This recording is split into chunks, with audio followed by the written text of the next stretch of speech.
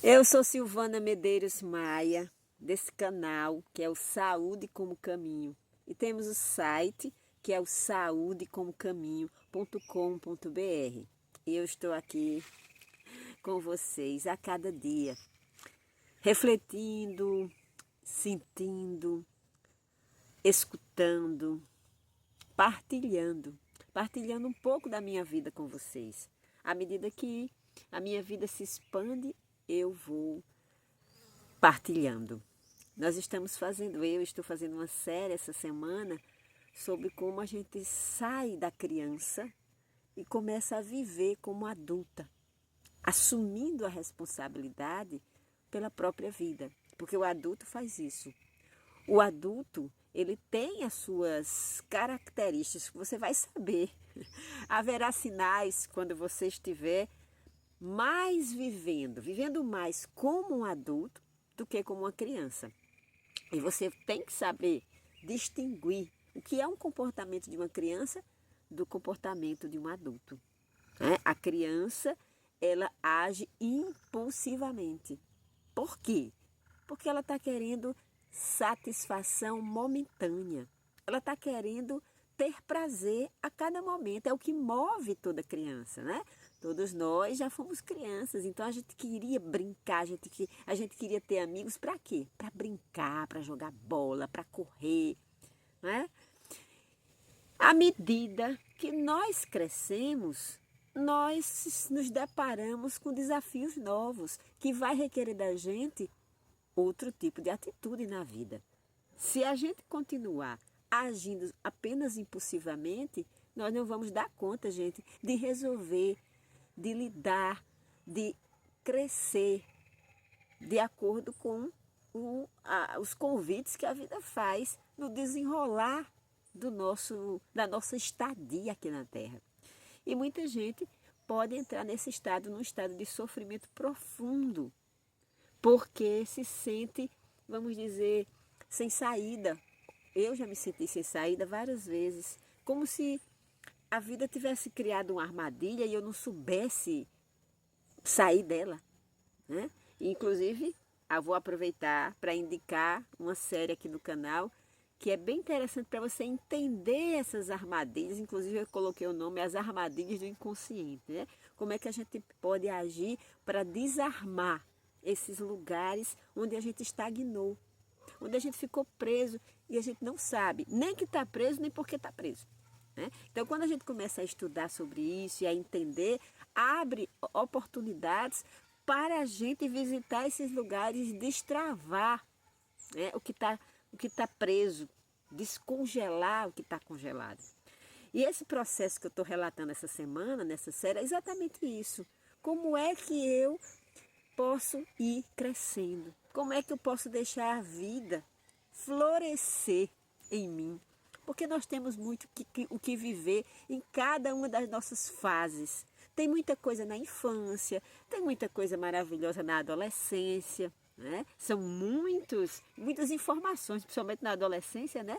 Porque é um dos períodos de transições mais profundos, o corpo está mudando profundamente, os estímulos, as necessidades sexuais e corporais se transformam muito na adolescência, e aí por isso que a gente tem muito conflito nessa fase. Fora as pressões sociais, né, do nosso entorno.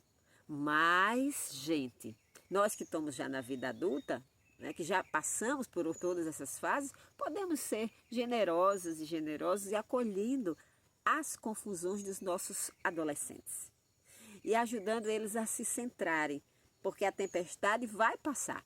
Não importa qual das fases que você esteja vivendo, nós vamos viver tempestades e elas irão passar. Irão passar à medida que a gente se posicionar, a gente olhar de frente para os acontecimentos, assumindo a nossa parte, respeitando a parte que pertence às outras pessoas e caminhando e seguindo. Mas isso tudo já é uma postura da adulta, de alguém que compreendeu a vida e que a vida naturalmente muda e que ao mudar nós precisamos mudar com a vida. Não adianta você querer permanecer com as mesmas ideias, mesmos comportamentos. Por quê? porque senão você não vai ter como navegar nas novas águas que a vida propõe para a gente a cada fase. Então, essa transição da criança para o adulto implica a superação de uma grande emoção presente na criança.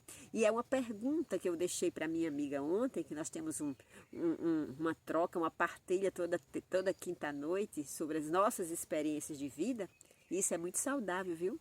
É interessante que você possa ter pessoas que você possa partilhar suas dúvidas, seus porquês, pessoas que você confie.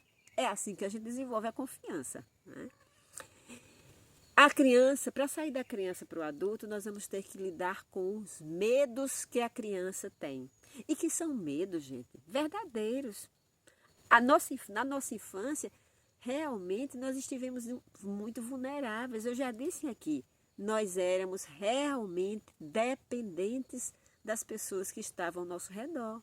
A gente não podia trabalhar, a gente não sabia, nem podia trabalhar, a gente está desenvolvendo nosso corpo ainda, né? A fase de adaptação à terra ainda está acontecendo, então nenhuma criança deveria trabalhar, porque nós estamos chegando aqui nesse planeta e precisamos de todo um processo para chegar ao fim do nosso desenvolvimento, inclusive físico.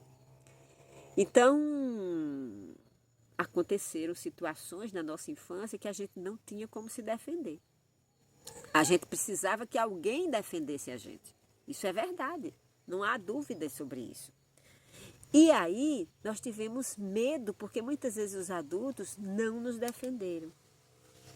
Porque eles estavam trabalhando, às vezes nossos cuidadores estavam trabalhando, estavam ocupados com seus próprios processos emocionais e não perceberam nossos medos.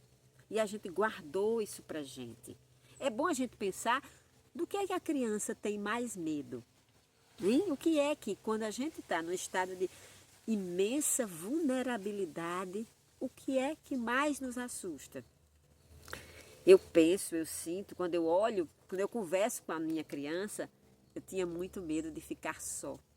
Eu tinha muito medo de não ter ninguém ao meu lado para cuidar de mim. Porque eu não podia cuidar de mim sozinha, isso era real. Né? Eu não tinha como pagar meu alimento, eu não tinha como ter uma casa, pagar uma casa para me abrigar, eu não tinha como chegar junto de algumas pessoas. As pessoas é que estavam junto de mim por livre e espontânea vontade, porque eu era uma criança, então eu não podia ir e vir para onde eu queria. Eu dependia da boa vontade daqueles que estavam ao meu redor. Isso era real. Então eu tinha muito medo que as pessoas não quisessem estar ao meu lado, não me amassem. E aí tudo isso ficava em mim como um medo. Eu confesso que hoje, olhando para minha criança, conversando com ela, eu vejo que o maior medo era justamente esse da solidão, do abandono. Inclusive porque minha mãe, eu compreendo hoje, em suas também vulnerabilidades e fragilidades, ela dizia algumas coisas que me assustavam quanto criança, para que eu pudesse obedecê-la, né? Isso às vezes os pais fazem. Olha, se você não fizer aquilo que eu disse, se você não me obedecer, eu vou embora. E você vai ficar sozinha. Isso, gente, para uma criança, o adulto pode não estar dizendo isso de verdade, mas a criança entende como verdade, a verdade absoluta.